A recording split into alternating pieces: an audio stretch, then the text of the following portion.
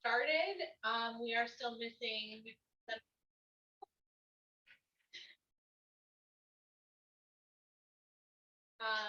Senator Overacker, but we hope that he will join us soon. So welcome to the Catskill Regional Teacher Center's Legislative Forum. To extend a formal welcome to our invited guest, Senator Overacker, Brian Aday for Senator Griffo's office, and Assembly Member Brian Miller.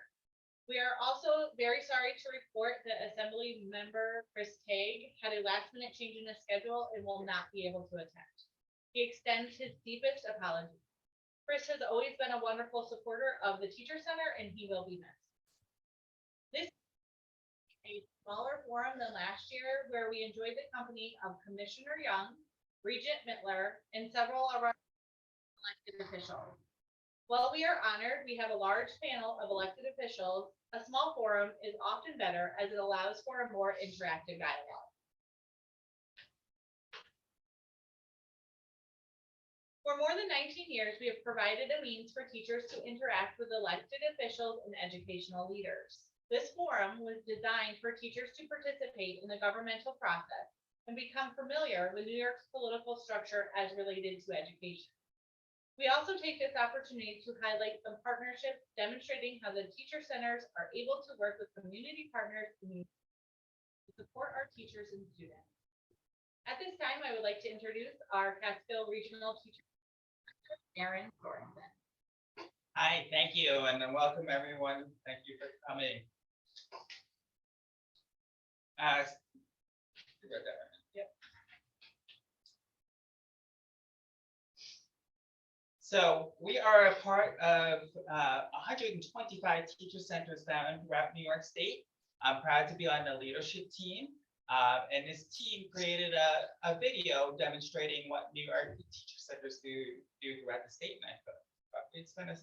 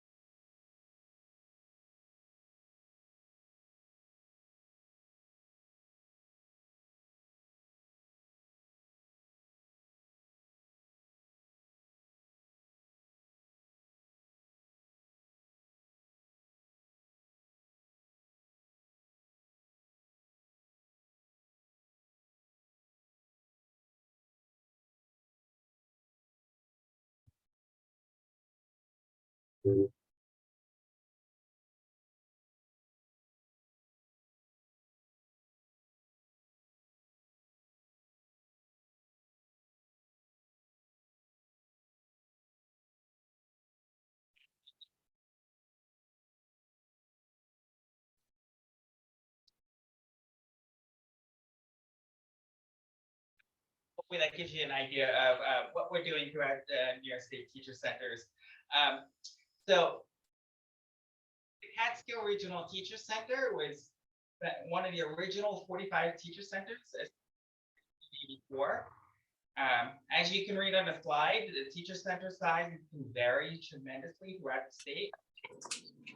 Considered our large consortium center, we comprise of 2 BOCES, so that would be Roman numeral 5 there on the bottom. We are governed by Ed Law 316. This law states that teacher centers shall be governed by a board that comprises of at least. Stupid idiot. Due to the uniqueness of teacher centers, we can work very collaboratively with other teacher centers and through the statewide centers. And we're very proud of what we have to offer throughout the state.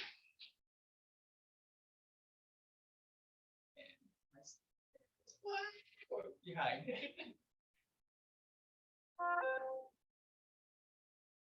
So to date, we have offered more than 80 professional learning opportunities. That's here at this teacher center.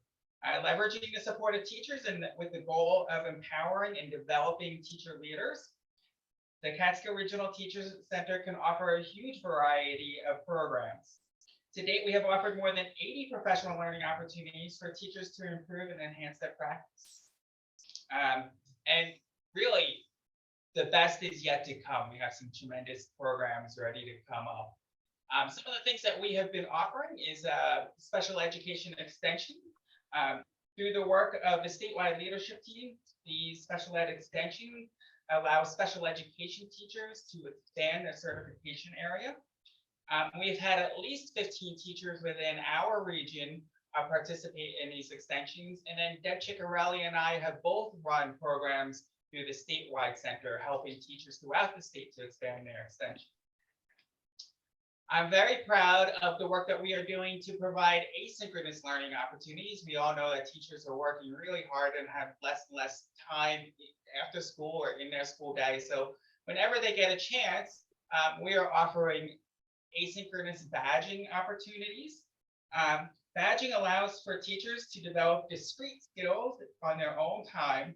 And it also provides a means for them to share what they have learned. So we have done things like the Equity Challenge, Rocket Books, and all kinds of different badges. And then teachers can actually put that on their, signature lines. So we think it's really a fantastic professional development. We are really impressed with our work with the National Board.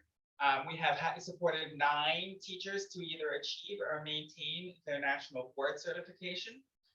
With less than 2% of teachers throughout New York State board certified, we are really happy and excited to really support the work of teachers wanting to improve their craft and practice. There's a lot of research that shows that national board certified teachers are just stronger and better teachers.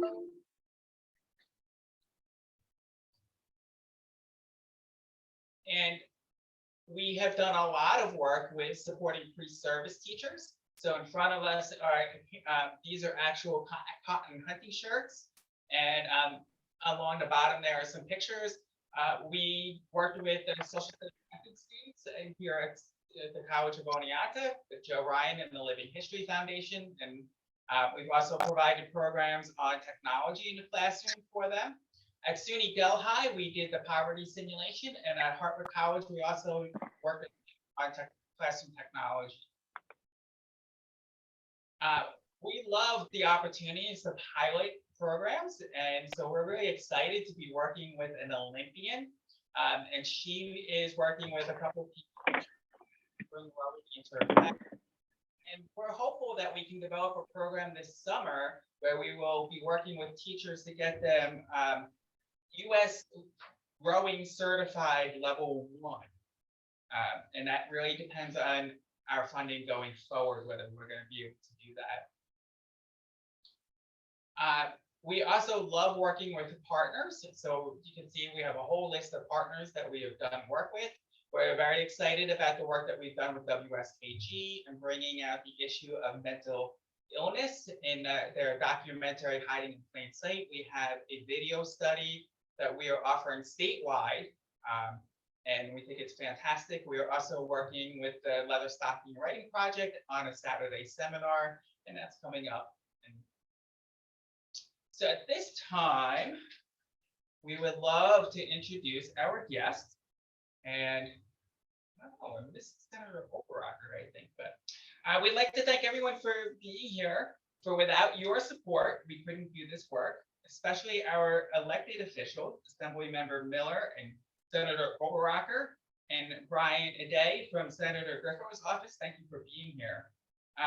This year we had our funding increased from $14.2 million to $21.4 million. So we were able to do quite a bit more with that fund. Like I said, the best is yet to come. So we're going to get into why we're here now. With the fewer elected officials, if you guys are open to it, I think Susan, I think you're here for Brian, right? We'd like to turn this year's forum into more of like a conversational piece. And so what this will mean is that we will call on everybody in the room here. And if you would just introduce yourselves and say what district you're from and how you're connected to education. And then after we're done with that, then we'll ask the elected official representatives or the elected officials themselves. I'm hoping Senator Oberacker is going to be showing up here shortly. You know, if they would like to introduce their office and what their office is working on. And there'll be a couple of questions for you guys to answer. So as I'm looking at my screen, we're going to start with September. Would you introduce yourself? Certainly. Good afternoon. My name is September Schechter, and I am a teacher at Cherry Valley Springfield Central School.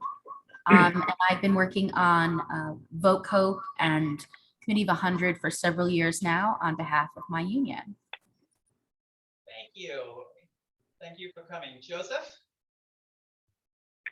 Yes, my name is Joseph Marati, and I'm the political coordinator for Senator Oberacker's district, which is 51, and I've been serving this capacity for well over 20 years. So I'm happy to be here. Thank you for the invitation. I look forward to meeting with the work of all the legislators and assembly members. So thank you.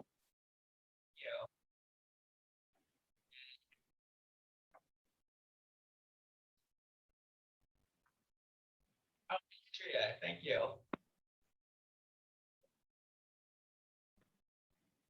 Alyssa? Hi, my name's Alyssa Bracken. I'm a teacher at South Courtright Central School. I teach Spanish there, 7th through 12th grade, and I am also on the board of the Catskills Teacher Regional Center as well. Thank you. And Tom? Hi, I'm Tom Freilich. I am a science teacher and STEM specialist at Cherry Valley Springfield. I'm also a policy board member.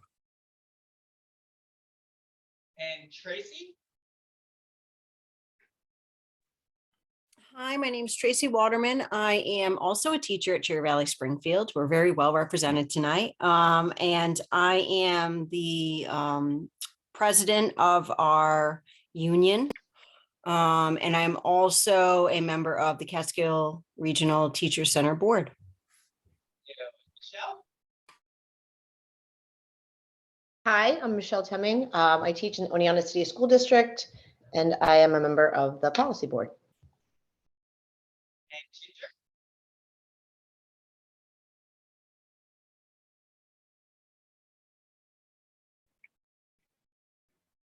Ginger? Sorry, I didn't hear you call my name. Hi, Ginger Ronaldo. I'm the Assistant Superintendent at DCMO BOCES.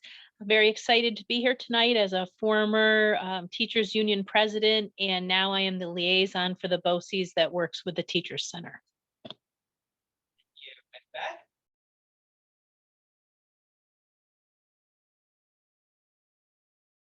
Sorry about that. I'm Beth Spalding. I teach 3rd grade at Cherry Valley Springfield Central School District. Thanks for being here, Beth. And Catherine?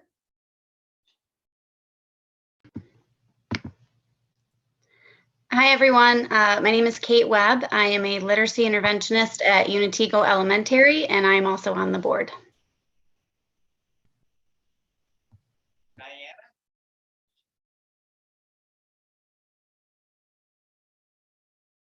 Sorry.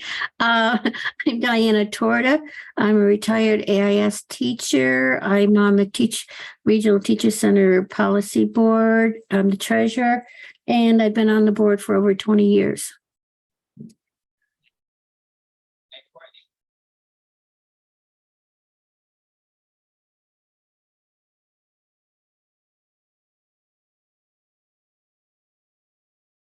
All right, we'll come back to Courtney in a moment here. Alyssa?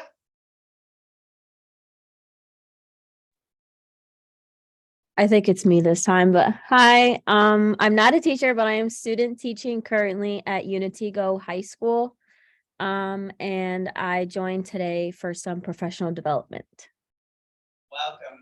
That's so awesome. We love seeing that. Mhm. Thanks. Kayla? Hi, I'm also a pre-service teacher. I'm currently student teaching at Gilbertsville Mount Upton Central School District, and I'm also doing this for professional development. Welcome, Kayla. I taught at Gilbertsville for many years, so that's great. And Kane? Yes, hello. I'm in the same boat as them. I'm a pre-service teacher. I'm student teaching at Cooperstown, and so just here for some professional development. Welcome. That's great. I was just up there yesterday. We were doing the Cooperstown History Day, which we are the regional sponsor of History Day. So fantastic. Great to have you. Samantha? Hi, I'm in the same boat as Kane, Alyssa, and Kayla. I'm a pre-service teacher. We like all of us go to SUNY Oneonta, and I'm currently student teaching on Long Island. And Elizabeth? Hello, I am a staff developer at ONC BOCES, and I'm always interested in hearing what's going on in education at the government level. Thank you so much. And Marianne Luciano is a former director here at the Teacher Center, and she is the original starter of this. Hello. I'm Marianne Luciano, and I'm an educational researcher, and I'm also president of the Retired Educators of New York, the Shenango unit. And glad to be here. Thank you, Erin. Thank you. And Chris?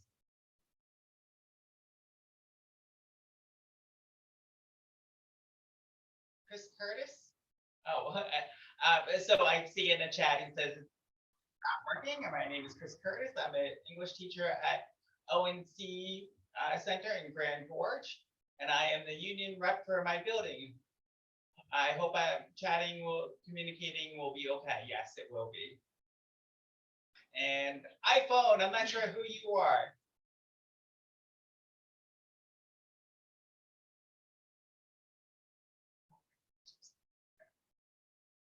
And Stacy Ward? Hello. Hi. Introductions. Pardon? Just doing quick introductions. Oh, wonderful. Yes, Stacy Ward, Executive Director at ONC BOCES. I apologize for late, but I'm delighted to be here. Thanks for coming. And Jill? Hi, I'm Jill Dorosky. I'm the principal at South Courtright. Welcome. And then we'll introduce ourselves here around the room here. I'm going to start over here. My name is Jessica Hardy. I'm a student studying education, and I'm a work study student here for the teachers. Hello, I'm Ariane Tuvia. I work for the Oneonta City School District teaching AIS, and I'm also a policy board member. And I think I introduced myself, but I'm Aaron Sorensen. I'm the director here at the Catskill Regional Teacher Center. I'm Sarah Ingalls. I teach math at Unitigo, and I am the president of the Teacher Center. Amy Downey. I volunteer here at the Teacher Center as much as possible. I'm an ex-educator who taught ELA and other subjects in the secondary level. Extensive curriculum. Awesome. And then our guest, we heard from Joe representing Senator Rocker's office, but if we could hear from Um, Brian Day. Sorry about that. Hello, my name is Brian Ady from Senator Griffo's office. Nice to see you all this evening. This is a new area for us that we're representing. So very interested to hear of the issues that you're facing in this new part of our district, and all the good work that is done in education by teachers and administrators. I come from a family, both of my parents were teachers, so I certainly understand what you all go through on a daily basis. So happy to be here and listen and take back as much information as I can to Senator Griffo. Yeah, the redistricting has really changed quite a few faces for us, so really appreciate you coming. Sure. And then, oh, Susan, thank you, from Brian Miller's office.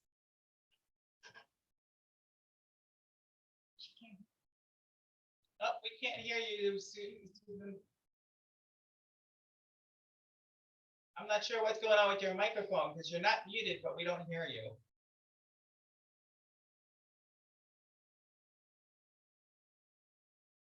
No, oh no.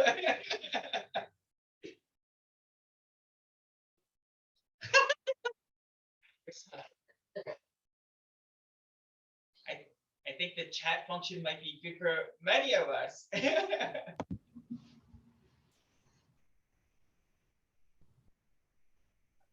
Okay. Thank you.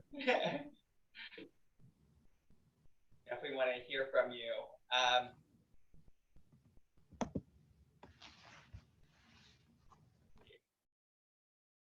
Should we wait? I think as we're waiting for her to get her computer, we'll ask September if you'd be willing to share the question that we've asked you to share. Certainly. So my question for our guest today comes to us. I'm trying to look into more about budgeting.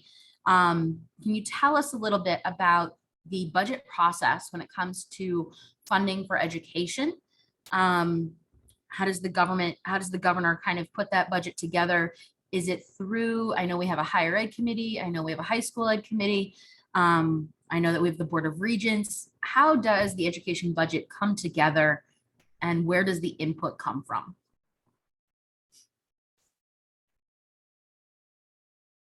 So Joe, I'm not sure if you'd be comfortable answering that question.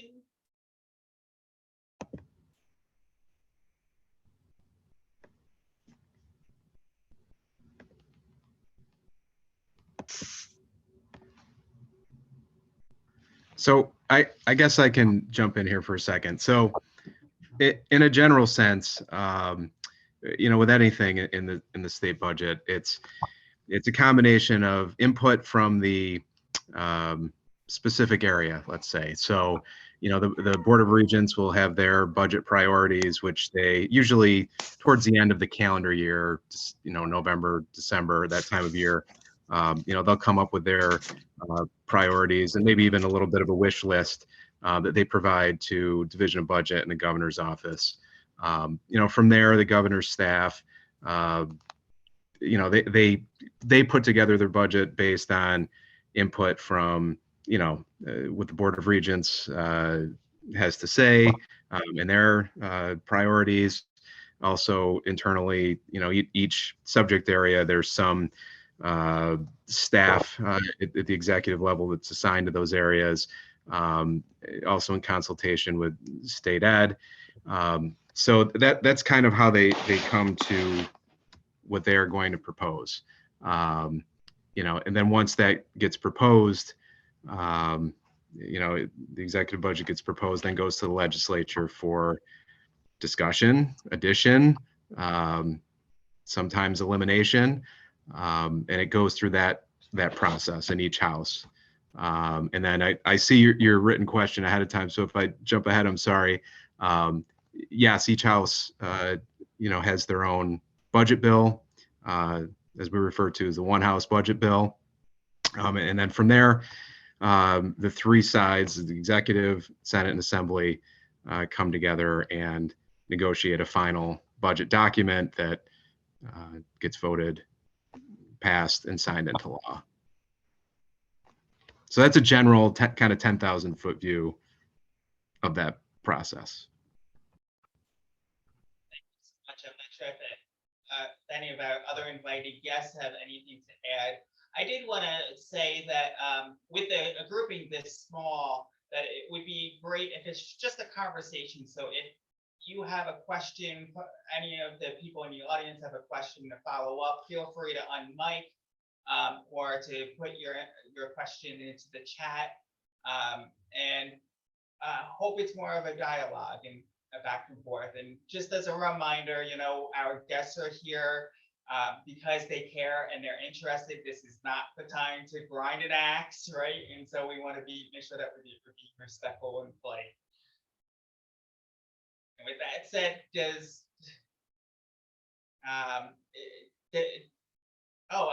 Susan, do you want to continue with what you were going to say before? Sure. How about this time? Yeah.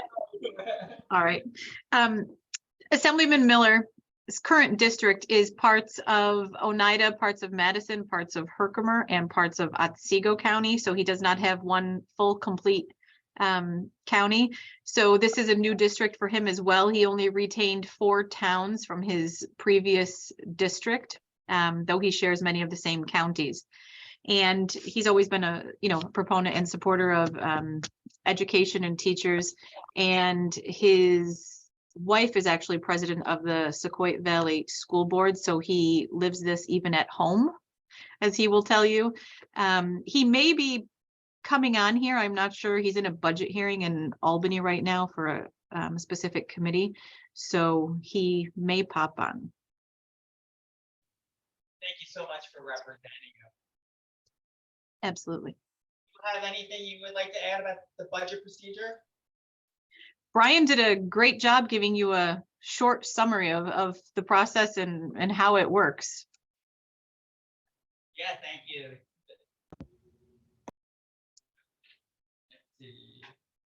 Let's see.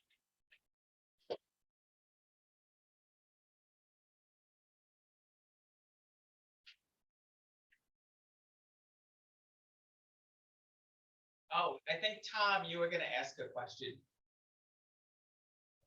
Yeah, I sure can.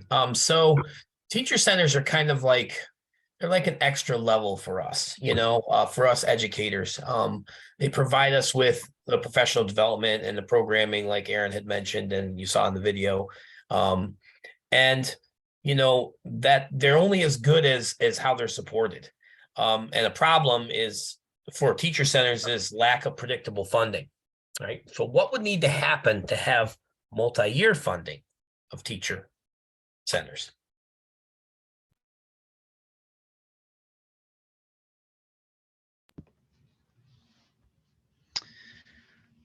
Well, that's a really interesting question. And I say this from a staff perspective. And I've been with Senator Griffo the entire time he's been in the Senate. I've actually been with him since he was the mayor of Rome. So I've seen different budgeting processes.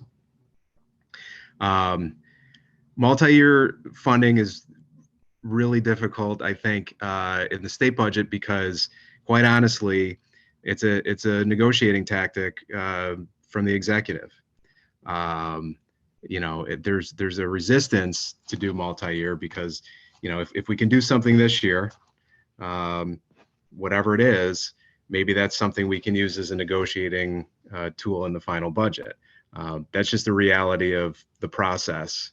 So while I think you agree with some of the individual legislators, might not mind seeing that for consistency's sake. And it's not even just in the education sector, a lot of different things in budgeting. Municipal governments are looking for some predictability as well.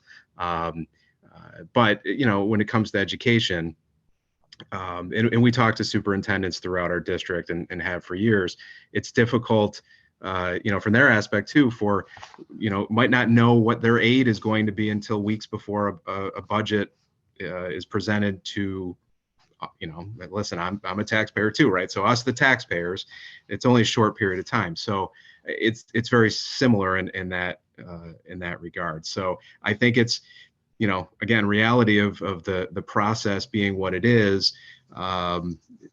Individual groups like yours and other sectors fall victim to whatever gamesmanship may be going on in negotiating the final budget. And again, I mean, you've seen that more often. I can tell you it's the same as policy being in the budget. I know Senator Griffo, I don't know about the other electeds, Senator Griffo feels like we shouldn't have policy in a fiscal document, but we do. And a lot of times it's a tactic. So it's not the best answer, but it's a reality of the process. But that being said, it would be helpful to groups to know what they're going to get, to plan for what they want to do, not only this year, but next year. I'm sure a lot of your programs that you undertake every year, it's not a one-time, we're only going to do it this year. You want to do it this year, build on it next year, especially in the realm of professional development, right? You're looking to better yourselves like we are in a lot of areas. So that predictability is only fair. But again, just the reality of the situation, that's the biggest reason, it's the sausage making process, as they say.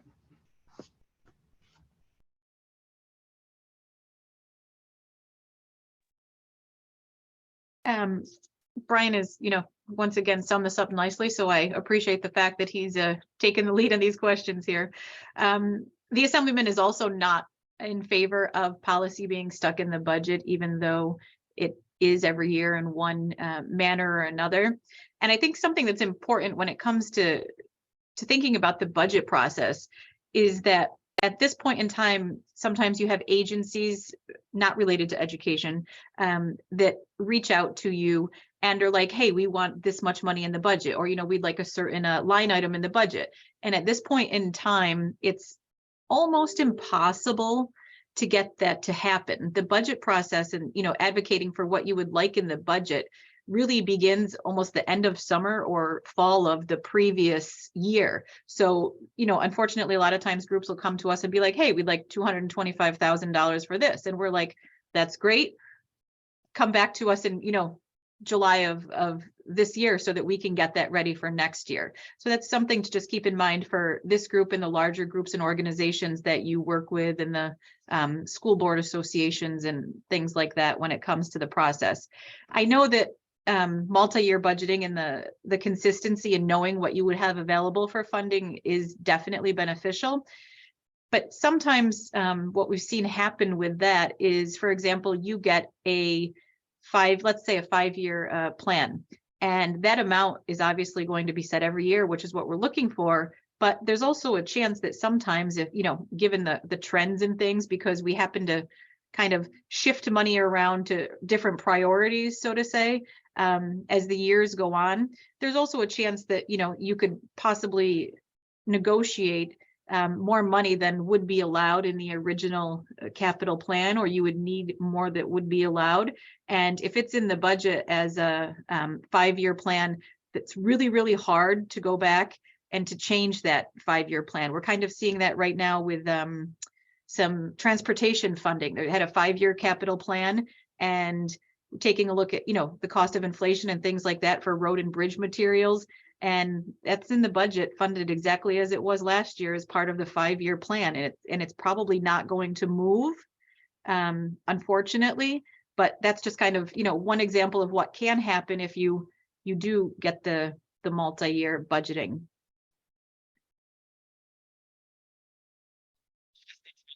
So why couldn't money be added in afterwards?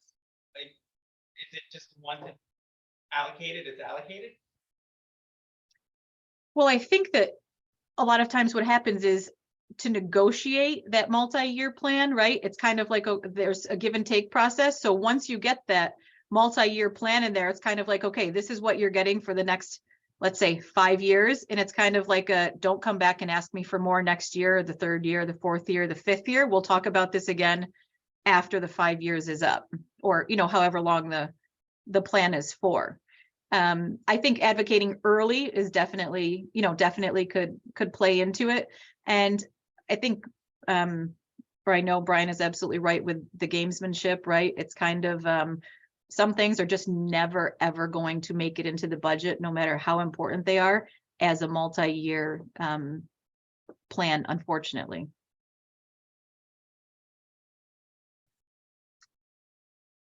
I'm not sure, does anybody in the audience have any follow-up questions?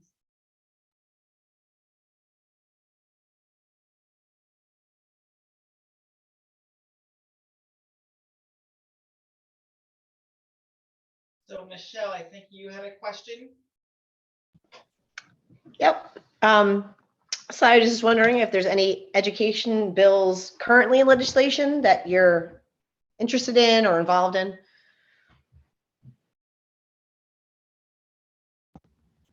Susan, I'm going to let you take that one first. Okay. I know that we've, as of last year, we had a lot of teacher groups reaching out to us in regards to like actual legislation that is separate from the budget, in terms of maximum temperatures in schools, which may or may not affect, you know, those of you sitting here.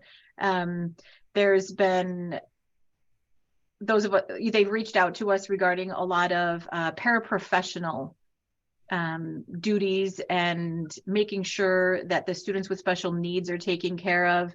There's been some legislation out there regarding IEPs and making sure that the students are truly being serviced as their IEPs are being written. I know in the budget, the policy, the legislation that's in there, a lot of times, you know, you guys have been advocating for things such as raising the salary cap for BOCES. You're always advocating for a raise in the tax cap, and you're building reserve aid so that you can go ahead and, you know, hold some more money in your fund balance for capital construction projects and things like that. So it's important because almost every one of the things that you guys are advocating for, whether it's in the budget or as a standalone bill, really are important. I think it's just sometimes kind of focusing on one or two and seeing where we can go with those and then trying to work on the others instead of throwing out, let's say 10 or 15 different things that you're asking for. I see that the assemblyman is on, so I'll let him take it from there. Doing a great job, Susan. Thank you. Sorry, I'm a little bit late. We just got done with one of our budget hearings downstairs. That was probably an hour and a half late getting going. So I'm here. It's good to see everybody. And just let me catch up. So the question I just asked was, are there any bills currently, you know, and any legislative bills currently, you know, in the process that you're particularly interested in? Or education bills in the legislature? Education bills in the legislature. Right now we're really concentrating on everything with the budget, making sure that you know, all of your needs are put through there. We've talked with many superintendents and many school boards, you know, in my district over the last few months. And like Susan said, there's you know, there's a lot of issues here. A specific bill right now, I can't give you one right off the top of my head. But we you know, we got a lot of budget work to do right now, and we got to make sure that the schools are funded and this foundation aid's still moving forward. But one I can tell you that, okay, one comes to my mind. It's been asked to me the last 6 years. It was the first question that was asked at a forum at the Oneida Madison Herkimer BOCES up on Middle Settlement Road, was the itinerant pay, moving it from 30,000 to 50,000 and trying to help out the retirees to get back to help out our teacher shortages. That's been one issue that I've been concerned with, and we're trying to move that forward. That's one thing we'd like to do. And I'm sure to help everybody that's on this call.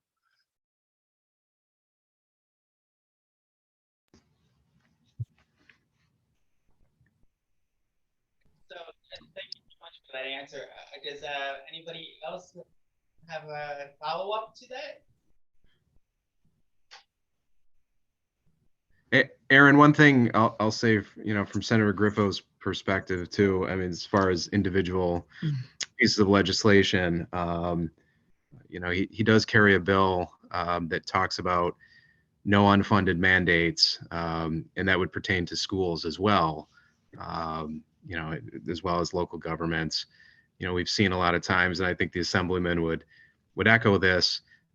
There's a lot of things that come from Albany, but with it does not come the funding, which certainly impacts local school districts. I think there's an agreement that some of the programs are good, but then where do they fit in to the budget when they're not funded? So I'm sure there's some others. I can certainly do some research on our side, but that's probably the biggest one that comes to mind. Just for school boards and, on our tax cap for a super majority, that's a huge issue for all of us. Like Mr. Ady said, and from Senator Griffo, unfunded mandates. Little background on myself. My wife's a school board president from Sequoia Valley Board of Education. So I live a lot of these things every day. I know our discussions during Thanksgiving dinner can be very, very, very, very interesting. So there's a lot of things here that we've talked about over the years, and we're still trying to move things forward. I think we have. Another thing is another issue is on your reserves. There should be you should be allowed to have more financial autonomy for yourselves and how you want to do things, and have us just get out of the business of trying to run the school boards.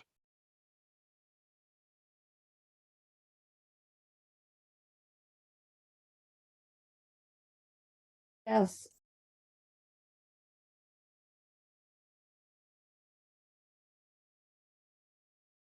Mute. I'd like to ask a question of Assemblyman Miller to follow up on your statement on the itinerant teachers and retired teachers. Could you clarify what that was about? Thank you. That was moving the cap from $30,000 up to $50,000 or more, so we can so it won't affect their retirement and help the payback with the BOCES on to the schools.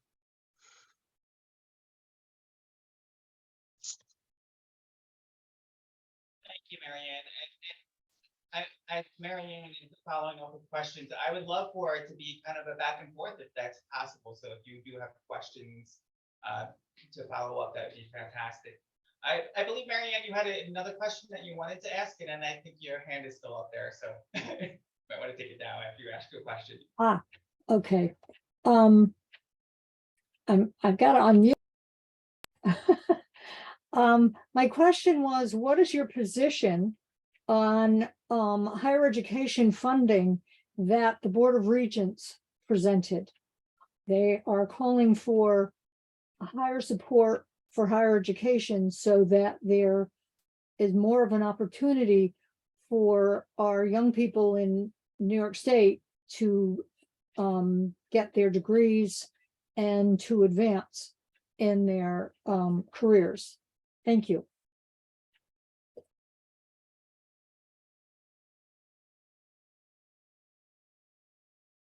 I'm a little confused on your question right here. more funding for higher support and higher education. I guess can you clarify that a little bit for us? Yeah, okay, the Board of Regents has asked for more support, and especially we need more support in community colleges for students to achieve in higher education. And I know there is support through scholarship funding and so forth for students to attend state colleges. And clearly most of the teachers in the state do go through the SUNY system. That is definitely an issue. And there are some, but there are some private colleges too that offer education for pre-service educators. And so I'd like to know your position on more support for those, because over the years, the support for higher education has been diminished in the state. And I know there's a balancing act between higher ed, pre-K, so forth. And there's only so many resources that go around, but New York State has been a leader in the past in higher education. And do you see that as a priority? And where is your position on that? Thank you. Okay, I've just been put on the higher ed committee this year, which I'm happy to be there. We, there's a lot of, I think higher ed's, and I think education as a whole is going through a transition phase. And let's just talk about our higher ed situation here. Okay, we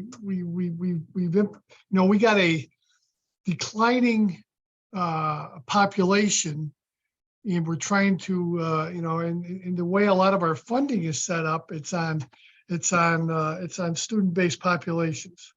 So, we have to look at the, how we fund our community colleges, which are probably the institutions that are having the most issues right now that I see it. But we're seeing it in the four-year institutions too, and in the Excelsior scholarships have caused another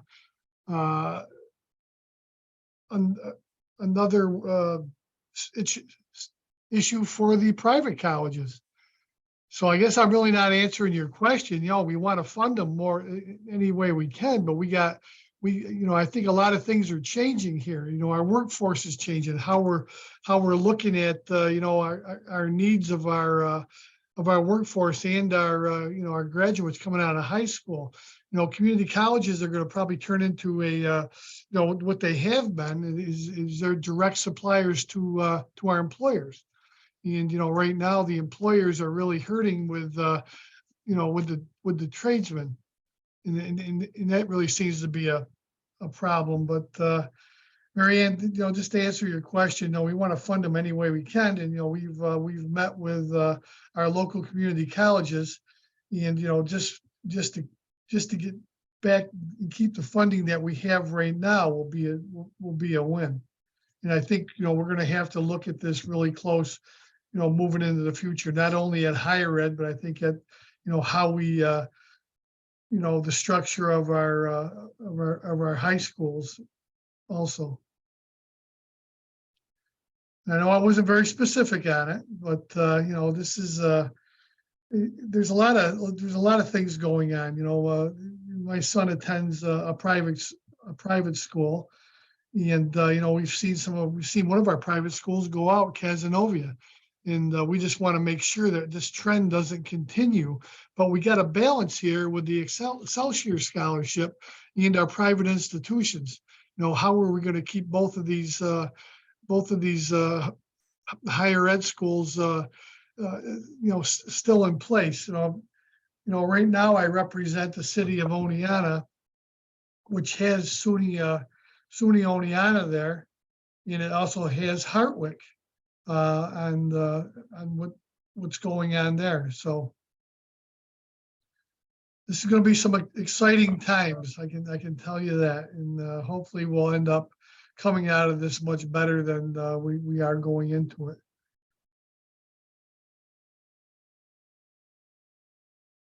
So, I started teaching about 15 years ago, and when I was teaching, a lot of positions were getting cut because we went through that, kind of change in our rural area. We were losing a lot of students, so that means we lost a lot of teachers, and now we're kind of on the flip side of that. But teaching has become less desirable. It's a lot to become certified teacher in New York State. And I feel like a lot of teachers are leaving the profession before they're 25 or 30 years. So I'm asking, like, what could we do to make it more desirable to enter into our workforce? Well, I think, we all know that all the teachers are on this call, and all the teachers out there, they're being asked to do more and more and more. How can we refuse to do more? I guess that's the question that I have, and I think that's part of the answer, but we can't, because society is changing so much. And I think coming off COVID, it's gonna, we're gonna move, it's gonna be 10, 12 years before anything comes back to normal. With how we teach and how the kids can catch up. But how do we make it more attractive? Maybe reduce some of the requirements to become a full-time teacher, and on the master's degrees. Maybe that's not a popular thing for me to say, but maybe we can look at a different way of doing this.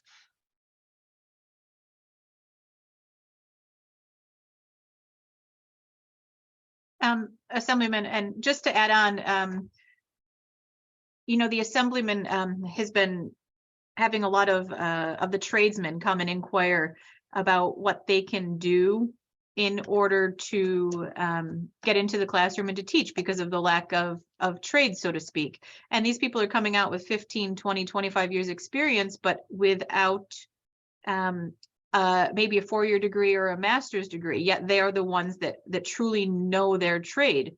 So I think, something that some of the organizations were looking at was, how can we take a look at the requirements for teaching? Can we implement some sort of a master teacher program that's a little bit different from the one that exists now? Is there some sort of an apprenticeship program, something like that, where we can get these people that want to teach, but the education is what's holding them up? Obviously, there are certain areas in education where you absolutely do need a master's degree in order to teach in the specific content area. But I think particularly, when we're talking about the trades and things, that there's a lot of ways that this could be worked out. But as the Assemblyman said, it's, not necessarily very popular per se. I know we haven't to, but I just want that, because I don't think that are too rigorous. I think what the Assemblyman is alluding to is that our climate is changing, and what was desirable about teaching, summers off, we have vacation, that misconception out there. Maybe.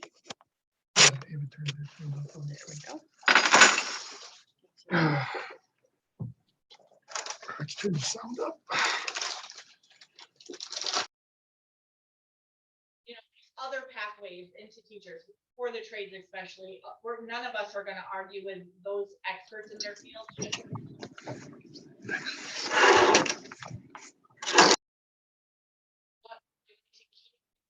Myself, 15-year teachers in it that have our master's degrees, that have gone through it, that we are the experts in the classroom, in ELA, in math, in AIS, and all of those things.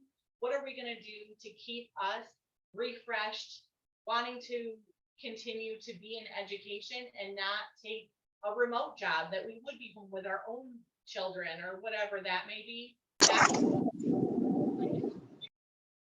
On top of that, before we're in a crisis where we keep the classroom for, you know, regular ed or special ed.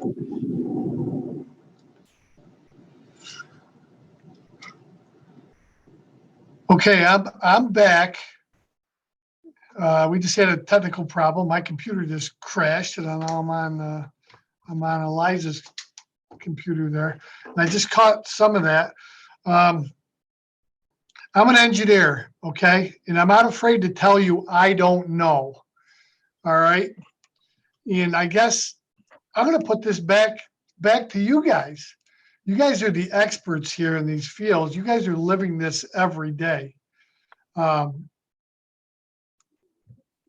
guess what do I have to do and my colleagues to help you guys, help all of you stay there and you know, retain and recruit? I guess that's the question.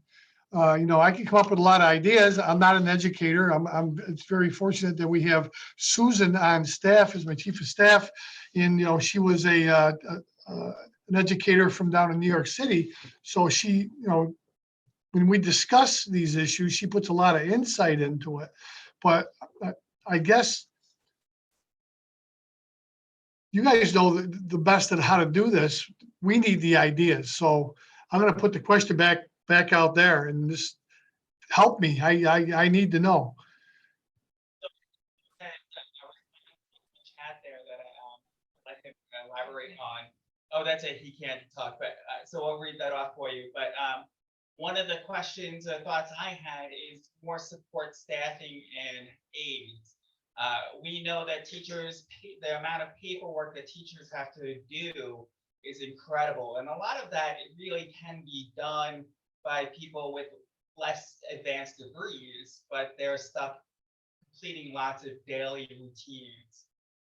Chris mentions that teacher pay has not increased at the rate of inflation. Already certified teachers are leaving the field, and the amount of young people going into the field continues to decrease. The issue is plainly the fact that the amount of education required doesn't equate to their salary. When we talk about increasing teacher salaries, and I would add on to that, especially in rural areas.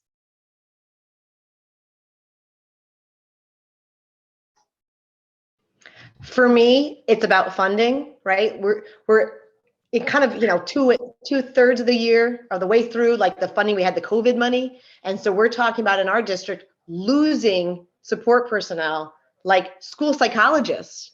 And I might, you know, I might teach elementary, but I'm teaching more than just the 4 content areas. I mean, I'm dealing with runny noses, kids with no snack. I'm dealing with kids coming in just today crying because they had a tough morning.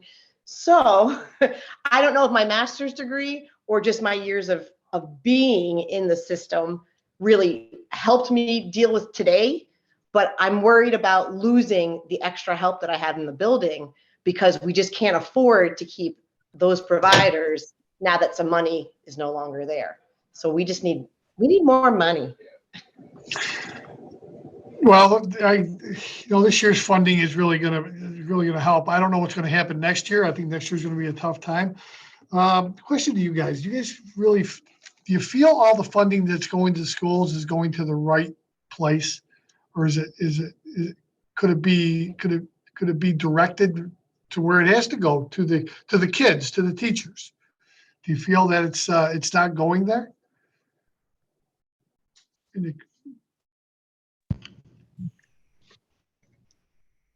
I'll just add a little bit of a personal backstory, kind of relating to what Michelle was saying. I taught 17 years pre-K, K, and 1, and my class size was no more than 12 in pre-K, and then I hit 15 in K and 1 with a full-time 8. I now teach reading and math to grades 3 through 5, and my groups are about 6 based on teaching AIS. So it's just me, and I'm lucky enough to have an Oneonta resident who is amazing this semester, and we kind of are doing a lot of parallel teaching. He graduates in May. Having said that, and piggybacking off of everything, as Michelle said, and as all of my colleagues have stated, a lot is being asked of us, and if we don't have manpower to allow the child who comes in smelling like a skunk and we have to handle that situation, and it's not a skunk if you get where I'm going. The child who comes in 3rd grade smelling of urine and needs to go to the nurse. All those things take away from you as a classroom teacher and that's just the tip of the iceberg. You know, all of those little things add up, and then you document all those papers and you check in with the nurse and you check in with guidance and you're getting food from the cafeteria because Johnny came to school late. And that's just in an elementary building. My son is 16 in the high school, and the stories he comes home with from a well-to-do family telling me what happens to his peers in school because of situations of lack of resources. So I guess my statement is, do I believe funding is going where it's supposed to go? I'm not really sure, but as an elementary classroom teacher, the more hands in the pot makes everything a lot better. And I know currently in our district, we have an LTA in every classroom, every kindergarten classroom, which is allowing for many children who did not attend universal pre-K or any form of schooling. And the aides are being very much pushed in K1 and 2 shared because of all of the children who experienced all the COVID loss.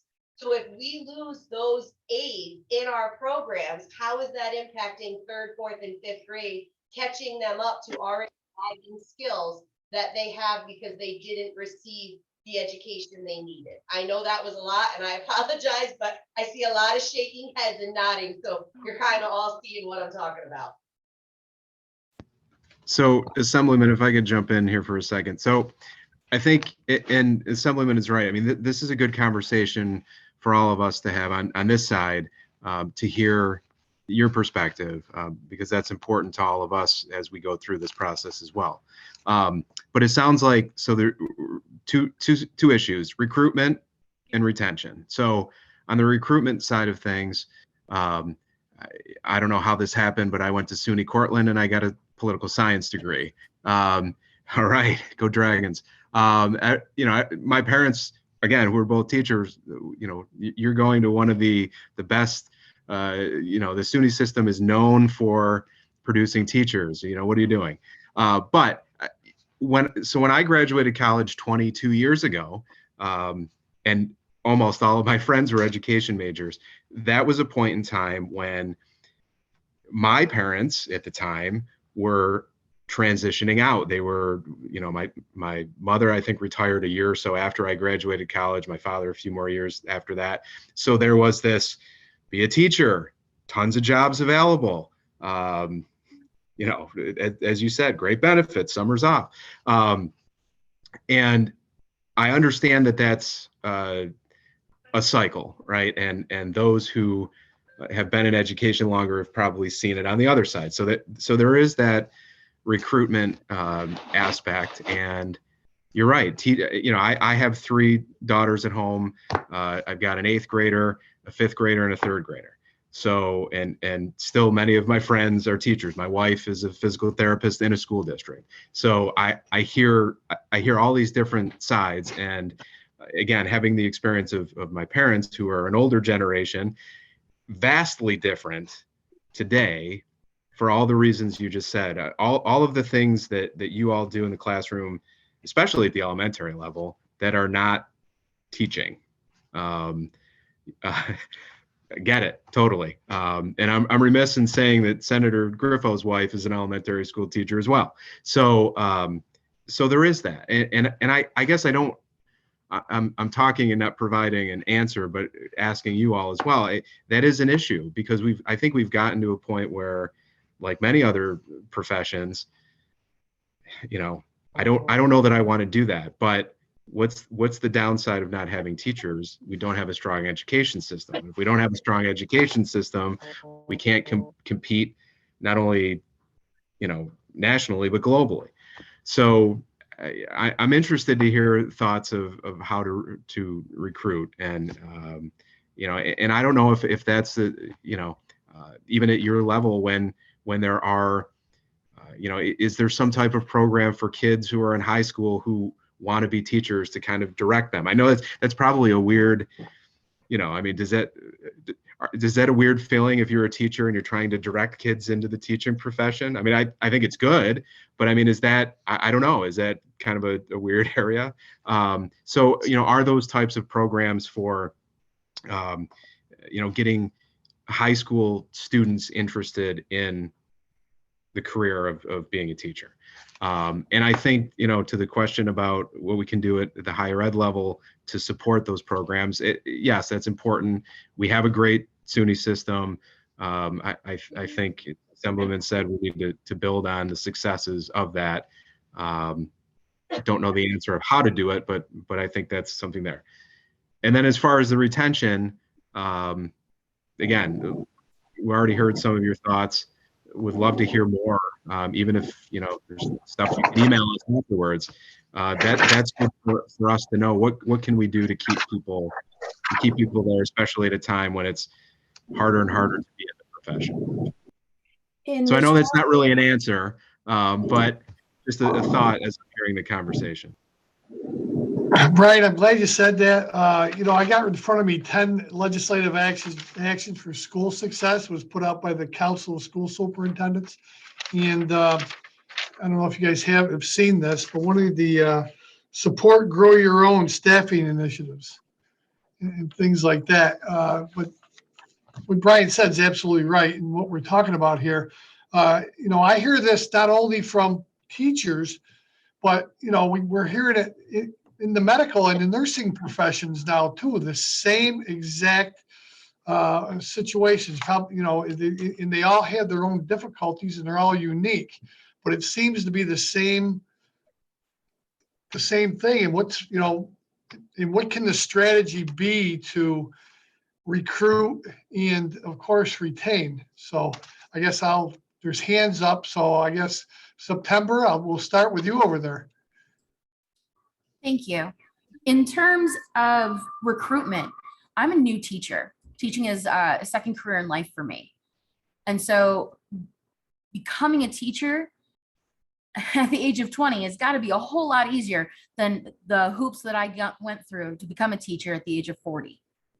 So as I became a teacher, and you're talking about how do we recruit people, the amount of money that it costs for me to become a teacher in the state of New York between tests, and after you pass all the tests and you do all the stuff and you student teach, then on top of it, I have to pay even more money to then even apply to be a teacher. And then you've got EdTPA, because going through all of your education classes and doing all of that apparently wasn't enough to prove that I could be a teacher.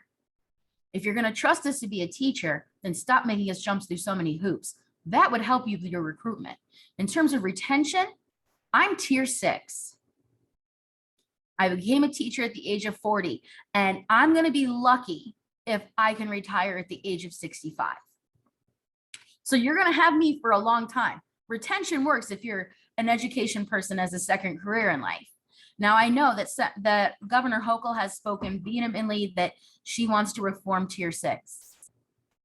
I would love to hear from Assemblyman Miller or from Brian from Senator Griffo's office or from anyone else if you have heard anything from the governor about reforming tier 6 retirement and if you support that. There's always some rumblings out there on tier 6. It's been a topic of discussion. I don't know. I can't read the governor's mind, but you know, they just keep on beating the drum on this. And I'm tier 6 too. Okay, I made one of those deadly mistakes when I first got into. I was a town supervisor 30 years ago, and I didn't take the retirement. I would have been what, tier 3 or tier 4. You know, and the retirement would have been worth to me at that time about $2.30 a month. So I decided not to take it, and here I am. But I know that tier 6 is an issue. So I know there's discussion on it. I can't read the governor's mind. So let's just keep on talking about this, and I need some help from state ed on this issue too. Yeah, I would echo what the Assemblyman says. You know, and again, just in my professional career of 21, 22 years, I'm tier 4 and we're at tier 6. So, I mean, there's been, you know, 2 new tiers added just in the last 20 years. I think there's always discussion, as the Assemblyman said, but, you know, I think that's something, I don't know that anybody's been presented with that, and Assemblyman, I don't think anything has quite yet, but it's certainly something that I think all the legislators would examine. Yeah, I don't think there's anything on the table, Brian. I mean, and you're right, but the discussion's floating around, but who knows where the governor's going to take it. Tom, you're next. Thank you, Assemblyman. I to speak to, is the funding getting to us? Is it going in the right direction? And, you know, I would echo what was said before, but not really sure. Some of the COVID monies have provided districts with extra staff, you know, be it a counselor or a social worker or aides or whatever, and those are going to go away. I mean, some of those intangibles, when they go away, we don't really know what it's going to be like after that. And also to kind of add on to what September was saying, you know, some of these intangibles, these extra things that teachers have to do to stay a teacher, the hoops that we have to jump through, make it very, very difficult to argue that it is a profession that anyone would want to enter. So what kinds of things can we do instead of financially about some of the requirements that we're held to? And by that, I'd really like to know, you know, is there any rumblings about disconnecting test scores from APPR evaluations? That's always, we've talked about this for the last, you know, since it's been there, you know, and I feel it should. You know, is there anything concrete on the state ed? I don't know. I'm sure this is a topic somebody discusses probably every day. And I know this has been a topic with the teachers that we've met over my last 6 years, and it's there. You know, Governor Cuomo put that in. That was one of his initiatives, I believe, and we still have it. You know, it should be, you know, all the reviews should be done at each individual school, because you have your own special needs in that. So yes, the APPR should be moved. You know, and I know it's one of the 10 legislative actions here that that's been asked by the school superintendents. So I agree with you. Yeah, and I would say Senator Griffo agrees in that regard as well, as it pertains to APPR. I think there's been some discussion at a legislative level on that. Obviously, it hasn't happened. I apologize. I should have looked into that a little bit more. But that's something that we certainly can do. But I think the Assemblyman said it. You know, I mean, that's since the get-go, since that was instituted, there's been discussions about changing or eliminating it, quite honestly. And I'm sure the senator hears it every night when he goes home. So. Yes. I'd like to say something in that I'm a researcher now. I was a teacher. I entered the profession from being a future teacher within my high school. That's what encouraged me to enter teaching rather than to go into the arts where I was developing for. And there is research that shows that the tests don't work. And a few years ago, I and another colleague at Syracuse University provided Senator Seward with information about what needed to be changed to change the tests, to do away with the tests, and so forth. So I'd be willing to go back and share that with you folks. And at the time, we bought into APPR and the changes because of the federal money that was dangled out to us and that we needed because of the recession back in 2008. So there's a historical piece to all of this as well. but it's not advancing and providing for us today. So I think we have to look at new ideas. I think we're gonna have to look at what are some of the other states doing in terms of recruiting teachers. I know that childcare plays a piece in it, supporting childcare for teachers entering at an early age.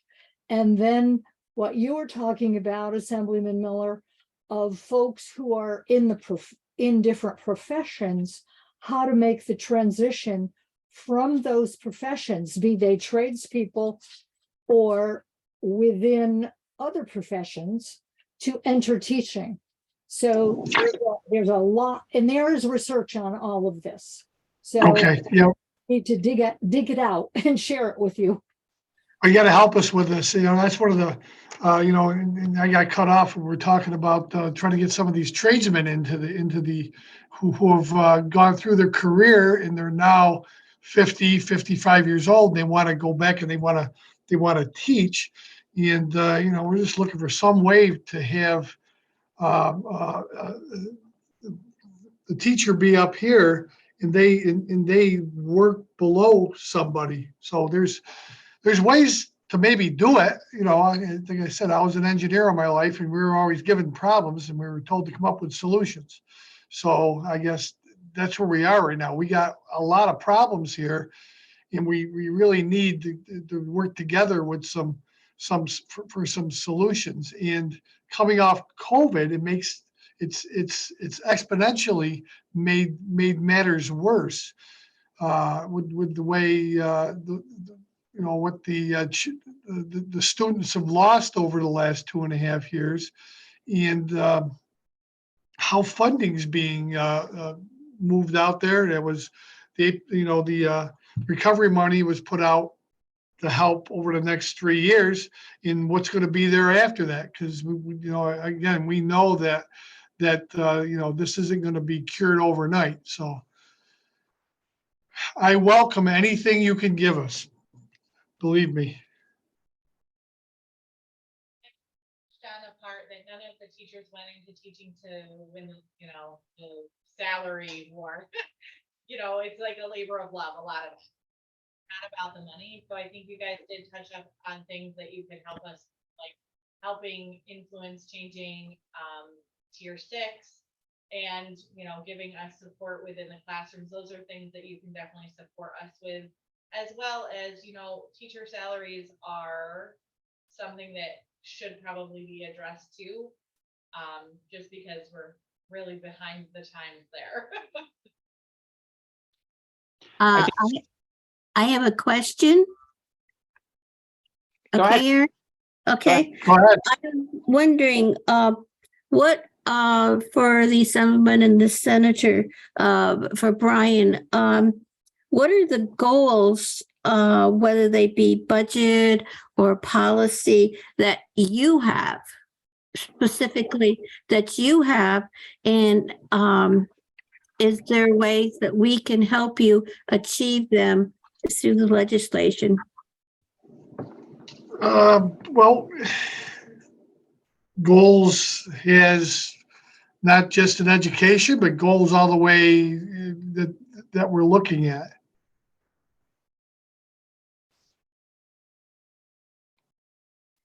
In education.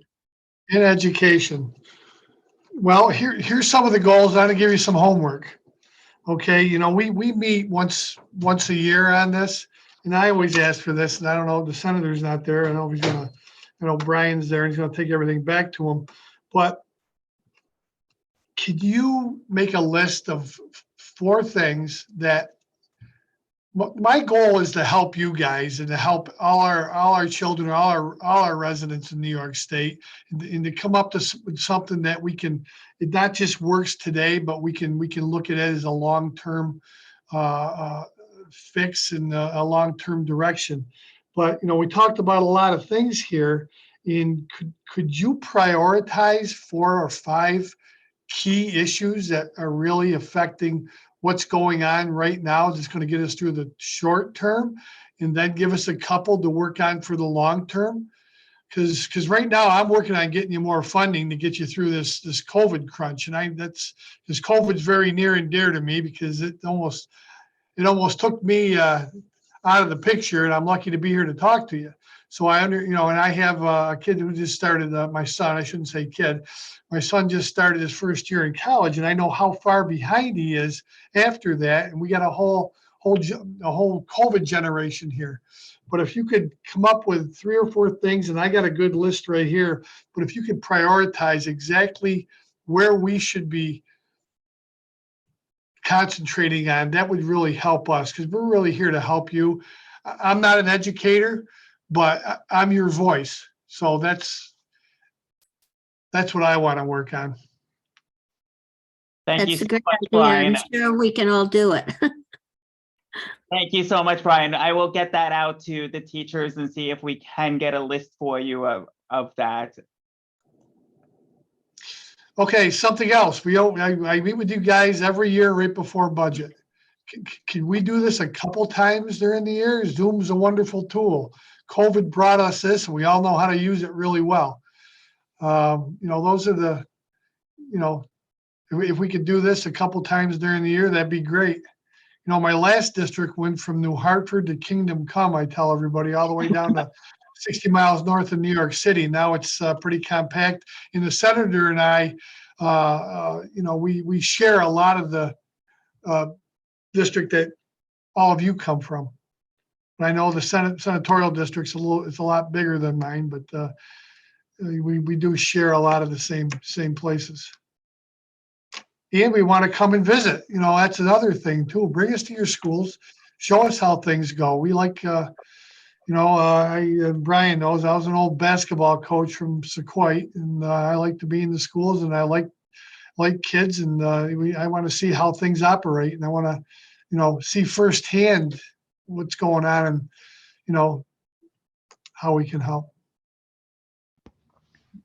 And I would say, I agree with the assemblyman, and because our districts do overlap in a lot of areas, the overwhelming majority of the school districts in our legislative districts are smaller rural districts. We have some city districts, in Rome and Utica here in Oneida County, but the assemblyman's right. Not every issue that you face in your home district is exactly like others around the state, so they're all unique, and we like to and need to hear about those, because a lot of times it isn't just a one-size-fits-all answer to some of the issues that districts are dealing with. To answer your question about goals for education, senators always believe that we should have the best education system possible in the state for the benefit of our youth. And again, we're in a day and age right now where we're whether students go to college or go into the trades, or we're competing with the world. And the last few years, and again, seeing it from a parent's perspective, and Assemblyman Miller saw it with an older student, I saw it with younger students. It was difficult, and I know it was difficult for a lot of you in the teaching profession as well. So thank you for what you do and what you did during that. I sat with my kids on a lot of Zoom classes in those early days. I was lucky my kids, their teachers were able to get them through that, and I know it wasn't easy. We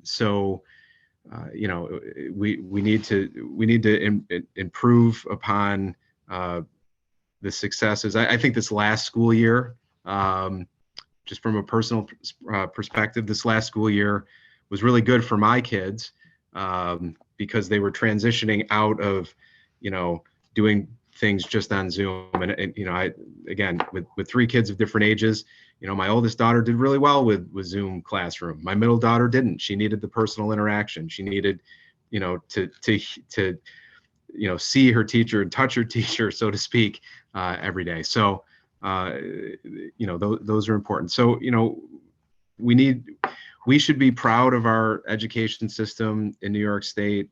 I know some of the regulations and hoops that you do have to jump through as teachers. Again, I understand because of my background. You know, there are some that will say, well, that's because we have the best system and we have to have the highest standards. And while that may be true, you know, perhaps there are some things we can do in that regard to help, and that would help with recruitment and retention. But, you know, the Assemblyman is right. The more we can hear from you helps us as we move forward when these issues are being discussed and debated. There's a lot of chats right here that everybody's made some great points on, and if whoever put a statement here or a question, could you please, could somebody please compile all these and get those to us, because there's a lot of good things right here. Yes, we are going to work on sending them to your offices. And just for a quick wrap up, one of the things going on in the chat is how we continue to support teachers. And our number one resource is the Teacher Center. That's why we're here. We support pre-service teachers. We support in-service teachers. We support retired teachers. This is our community. And right now, the Teacher Center is not in the governor's budget.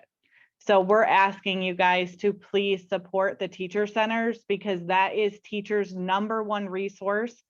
You know, if they're saying about their college prep classes, we support those pre-service teachers. We give them that interaction. We are we're over 51% full of, you know, experts in our field, and we just really need our teacher centers to stay around. So we're asking for you guys' support.